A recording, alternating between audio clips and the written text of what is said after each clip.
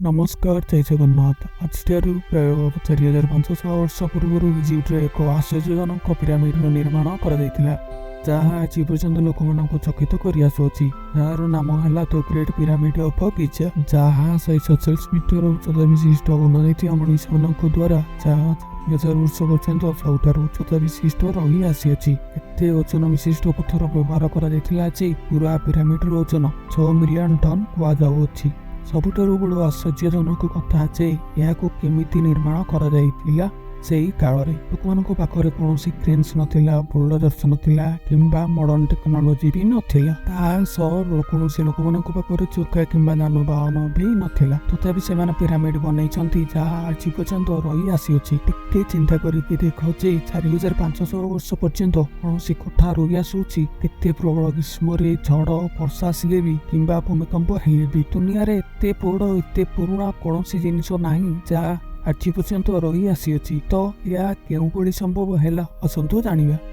इतिहास रे आमे जेतिकी भीतर को जाती सेतिकी आमको मुश्किल लगे सठिक तथ्य को जानिया पाई कि कौन घटिथिला, केमिति घटिथिला एवं केतेबेले घटिथिला। अनुमान करा जाय जे द ग्रेट पिरामिड ऑफ गिजा को निर्माण करा जायतिला 2560 ख्रीष्ट पूर्व रे फाराओ खुफुଙ୍କ द्वारा। से समय इजिप्ट रे राजा महाराजा को फाराओ कहिकी बुला जाय। आपण माने देखिथिबे फोटो वीडियो रे ये पिरामिड को हेले या केवल ओटी नुई, या परि देखिया को आउ दुईटी पिरामिड देखिया को मिलिबो समान जगह रे निर्माण करा जाय। तीनोटी मध्यरु सबुठारु अधिक उच्चता विशिष्ट द ग्रेट पिरामिड ऑफ गिजा अटे। याठारु छोट पिरामिड ऑफ खाफ्रे जहाँ द्वितीय उच्चता विशिष्ट अटे। तृतीय एवं सबुठारु छोट पिरामिड नाम पिरामिड ऑफ मेनकर अटे। से समय इजिप्ट रे केवल पिरामिड निर्माण करा जाय नाही, अनेक किछि निर्माण करा जाय अछि। सेति मध्यरु द ग्रेट स्फिनिक्स ऑफ गिजा एवं केतेगुडी छोट पिरामिड टोटाल रे 118टी अलग अलग पिरामिड अलग अलग आकृति रे बना जाय थिला।